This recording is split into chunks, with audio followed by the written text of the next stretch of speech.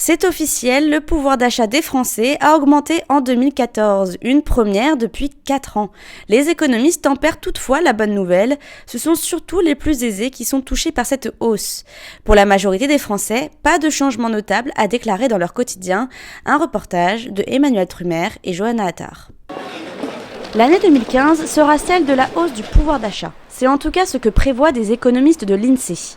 Même si une augmentation de 1,4% du salaire moyen brut a pu être constatée en 2014, les Français restent encore frileux quand il s'agit d'ouvrir leur porte-monnaie, comme dans ce magasin parisien.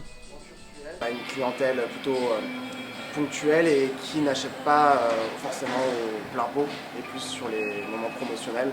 Donc on nous demande souvent si on a des ventes privées, des soldes assez récurremment. Et c'est vrai que du coup on sent que les gens ont plus de mal à investir vraiment dans des achats au tarif plein. On ne voit pas de changement, que ce soit des deux côtés, que ce soit côté client comme côté en externe et en côté interne. La dégringolade des prix du pétrole, la plus basse depuis 6 ans, et une baisse de la pression fiscale sont les deux explications principales de cette augmentation du pouvoir d'achat. Mais pour le client de ce magasin, cette amélioration n'a pas encore de répercussions sur son quotidien.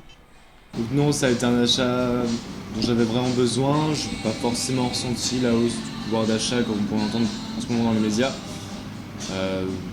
Après, c'est vrai que ce temps-ci, je fais toujours attention à ce que je dépense, surtout en vêtements. Et là, c'était vraiment par pur besoin, simplement. Le besoin et non pas le plaisir sera encore la principale raison des achats des Français. Cette hausse est de plus à relativiser. La France est encore très loin de la progression de 2,3% constatée en 2007.